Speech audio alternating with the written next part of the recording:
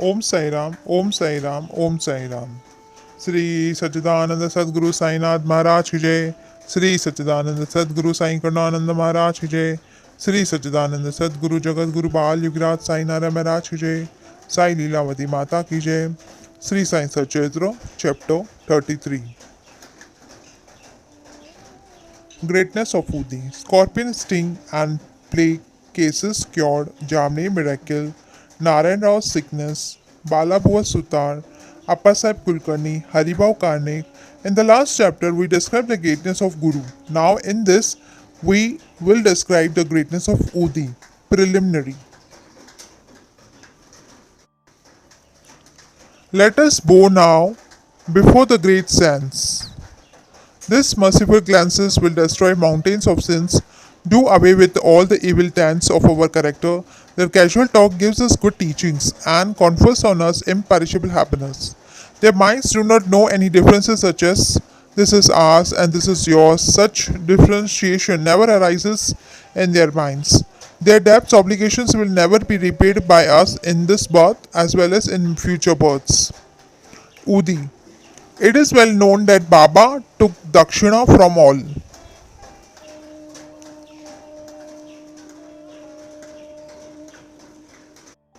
And out of amount thus collected, he spent a lot of charity and purchased fuel with the balance left with him. This fuel he drew in Dhuni, the sacred fire which he kept ever burning. The ash from this fire was called Udi, and it was freely distributed to the devotees at the time of their departure from Shirdi. What did Baba teach or hint by this Udi? Baba by this taught by this Udi that all the visible phenomena in the universe are as transient as the ash. Our body, composed of wood or matter of the five elements, will fall down. After all, their enjoyments are over and be reduced to ashes. In order to remind the devotees of the fact that their bodies will be reduced to ashes, Baba distributed Udi to them. Baba also taught by the Udi that the Brahman is the only reality and the universe is ephemeral, and no one in this world, be he a son, father, or wife, is really ours.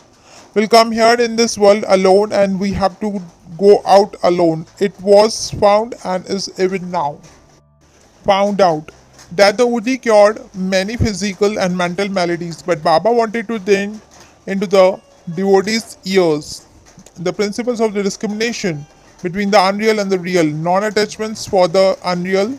By this Udi and Dakshina, the former Udi taught us a discrimination and the latter Dakshina taught us a non-attachment.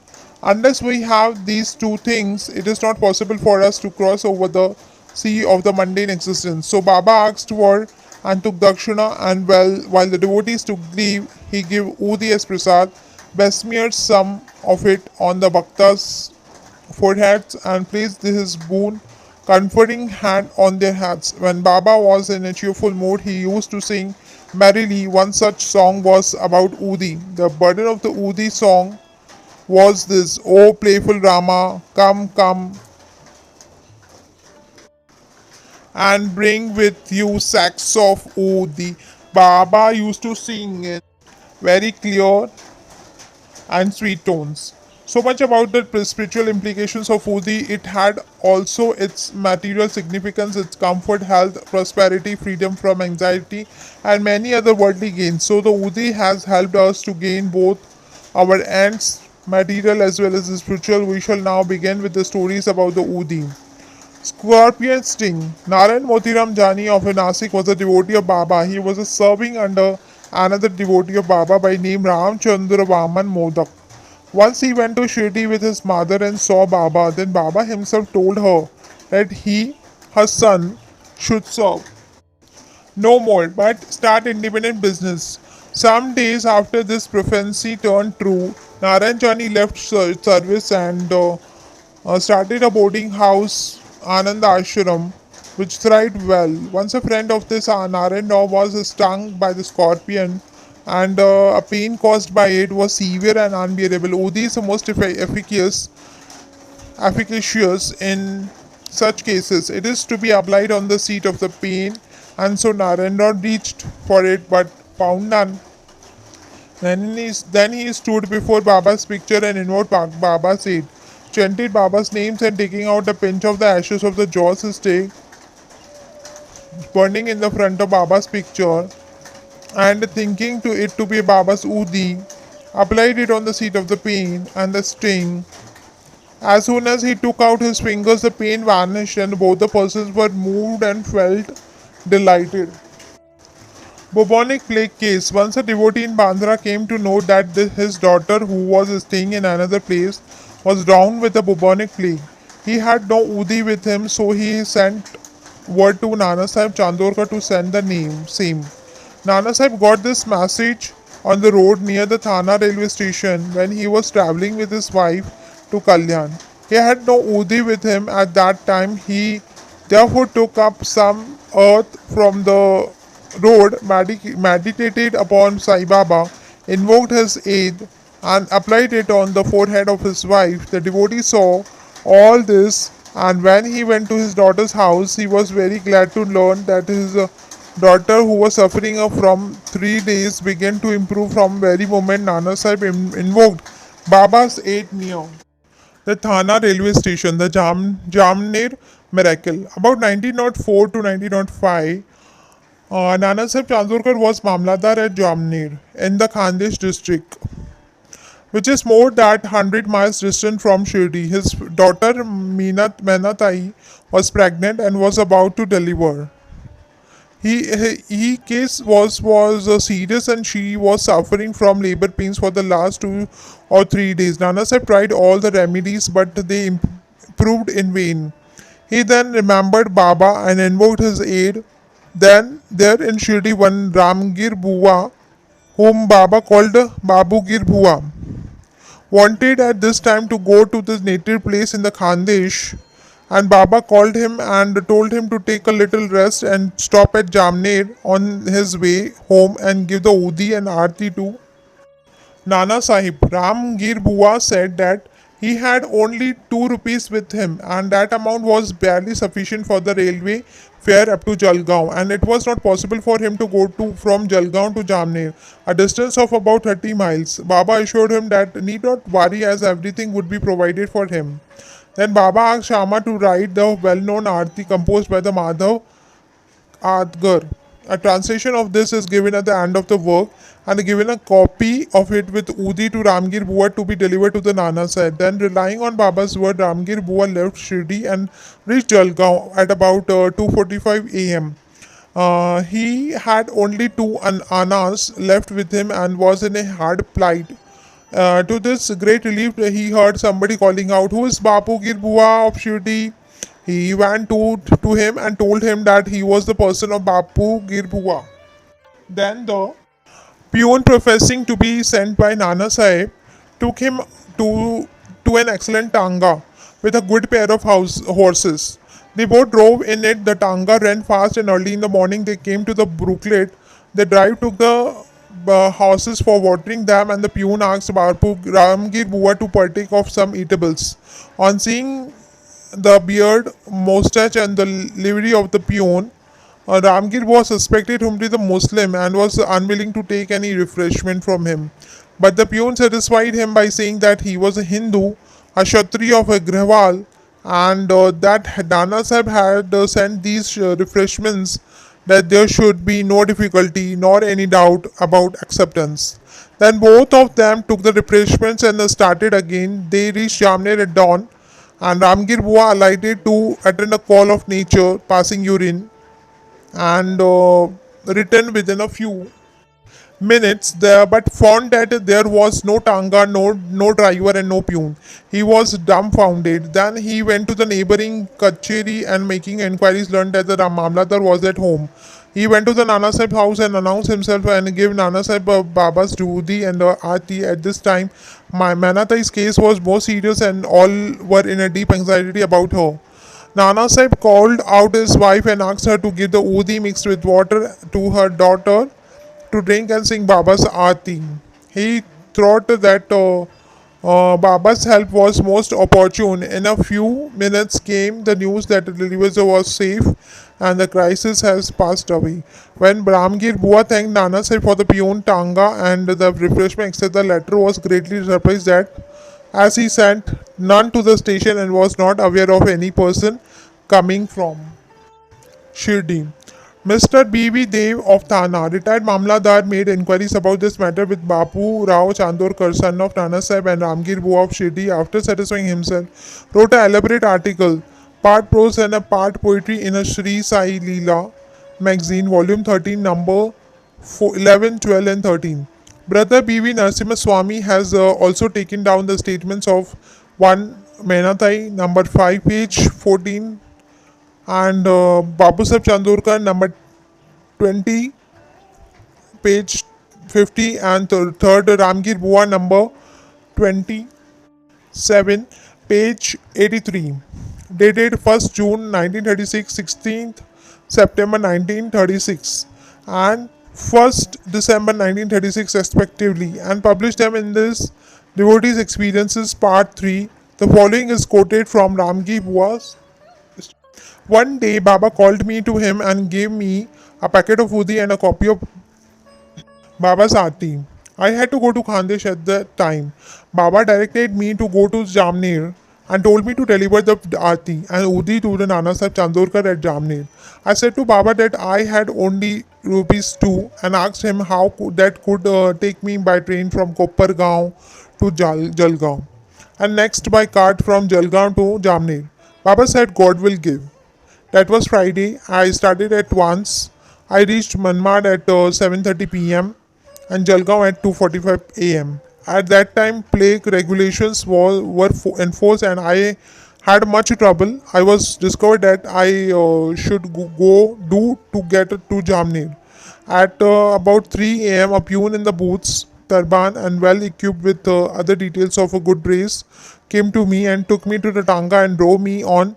I was in terror. On the way of Bhagur, I took refreshments. We reached Jamner early in the morning. And by the time I attended my call by of nature, the Tanga is its driver had disappeared. Page 83. Narayan Rao. Bhakta Narayan Rao, father's name and surname are not given here. The good fortune to see Baba twice during the latter's lifetime. 3 years after the passing away of Baba in 1918, he wanted to come to Shirdi, but he could not come. Within a year of Baba's Mahasamadhi, he fell sick and suffered much. All ordinary remedies gave him no relief.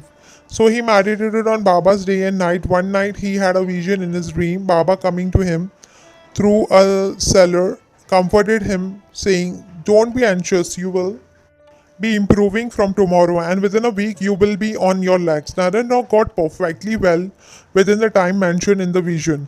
Now, the point of the consideration is this: was Baba living because he had the body, and was he dead because he left it? No, Baba is ever alive, for he transcends both life and death. He who loved him once wholeheartedly gets response from him at any time and at any place. He is always by our side and will take any form and appear before the devout Bhakta and satisfy him. Appasab Kulkarni. In 1917, the chance of one Appasab Kulkarni came. He was transferred to Thana and began to worship. Baba's picture presented to him by Bala Sahib Bhate. In real earnest, he did the worship. He offered flowers, sandal paste, and Naivedya daily to Baba in the picture and longed intently to see him. In this connection, it may be remarked that seeing Baba's picture earnestly is equivalent to see him in person. The following story illustrates this statement. Bala Sahib Sutar, a saint of Bombay named Balabua Sutar, who on account of the pity, devotion and bhajan was called modern Tukaram, came to Shirdi for the first time in 1917. When he bowed to before Baba, the latter said, "I know this man since 4 years." Balabua wondered and thought, how could that be, as it was the first trip to Shirdi? But thinking about it seriously, he recollected that he had prostrated himself 4 years ago before Baba's portrait at Bombay and was convinced about the significance of Baba's words. And he said to himself, how omniscient and all pervading are the sense, and how kind are they to their bhaktas. I merely bored to his photo. This fact was noticed by Baba, and in due time he made me realize that seeing his photo is equivalent to seeing him in person. Appasaheb Kulkarni, to return to the Appasaheb story, he was in Thana. He had to go to Bhiwandi and was expected to return within a week. In his absence, the following wonderful thing took place. On the third day at noon, a fakir turned up at Appa Sahib's house. His features resembled exactly those of Baba's photos. Mrs. Kulkarni and children all asked him whether he was Sai Baba of Shirdi. He said no, but he was an obedient servant of his, and came there at his order to inquire after the health of the family. Then he asked for dakshina. The lady gave him a rupee. He gave her a small packet of udi and asked her to keep this in shrine along with the photo for worship. Then he left the house and went away. Now hear the wonderful Leela of Sai. Appasai could not proceed with his tour as his horse fell sick at Bhiwandi. He returned home that afternoon and learned from his wife about Fakir's visit. He smarted in his mind as he did not get the darshan of the fakir and did not like that only 1 rupee was paid as dakshina. He said that had he been present, he would have offered not less than rupees 10. Then he immediately started in quest of the fakir and started for him in the masjid and other places without taking any food. His search was in vain. Then he returned home and took his food. The reader may remember here Baba's dictum in chapter 32 that God's quest should not be made on empty belly. And Appasaheb got a lesson here about this. Then after meals, he went out for a walk with a friend, Mr. Chitre. Going some distance, they saw a man approaching them rapidly. Appasaheb thought, though, that he must be Fakir that came to his house at noon, as his features tallied with those of Baba in the photo. The fakir immediately put forth his hand and asked for the dakshina. Appasaheb gave him a rupee and he demanded again and again, and so Appasaheb gave him two more. Still he was not satisfied. Then he borrowed rupees 3 from Mr. Chitare and gave them to him. He wanted still more. Appasaheb asked him to accompany him to his home. Then they all returned home, and Appasaheb they gave him again 3 rupees in all 9. He looked unsatisfied and demanded again. Then he told him that he had a currency of rupees 10. The fakir asked for the same and took it and returned the 9 rupees in cash and went away. Appasaheb had said that he would pay rupees 10, and that sum was taken from him, and 9 rupees consecrated by Baba's touch were written to him. The figure 9 is significant. It denotes the 9 types of devotion. Why chapter 21? It may also be noted here that Baba gave rupees 9 to one Lakshmi Bai Shinde at his last moment. Appasaheb examined the udi packed and found it contained some flowered petals and akshat that some time afterwards he got hair from Baba. When he saw him at Shirdi, he put the udi packet and the hair in the talisman and also wore it on his arm. And Appasaheb realized the power of the udi. Though he was a very clever, he got rupees 40 as pay in the beginning, but after he secured Baba's photo and his udi, he got many times 40 rupees per month, and also got much power and influence. And along with these temporal benefits, his spiritual progress was also rapid. So those who are fortunate and enough to get Baba's udi should, after bath, apply it on the forehead and take some little of mixed with water in the mouth as holy teeth. Haribau Karnik. In 1917, Haribau Karnik of Dahanu, Thana district came to Shirdi on the Guru Purnima day in the month of Ashada and worshipped Baba with all formality. He offered clothes and dakshina, and after taking Baba's leave through Shama, got down the steps of the masjid. Then he thought that he should offer one more rupee to Baba and was just turning to get up when Shama informed him by signs that he had got Baba's leave. He should go and not return. So he Studied home on this way when he went into the temple of Kala Rama at Nasik for darshan and sent Nasing Maharaj, who used to sit just inside the big door of the temple, left his bhaktas there, came to Haribao, caught his wrist and said, "Give me 1 rupee. Give me my 1 rupee." Karnik was surprised. He paid the rupee most willingly and thought that Sai Baba recovered the rupee, which he intended in his mind to give through Sant Narsingha Maharaj. This shows how the saints work in unison. This story illustrates the fact that all saints are one and saints are one, and shows how they work in unison. Woe to Sri Sai, peace be to all. Sri Sachidananda Sadguru Sai Nath Maharaj ki jai. Sri Sachidananda Sadguru Sai Karnananda Maharaj ki jai. Sri Sachidananda Sadguru Jagat Guru Bali Viraj Sai Nara Maharaj ki jai. Sai Leelavati Mata ki jai. Om Sai Ram.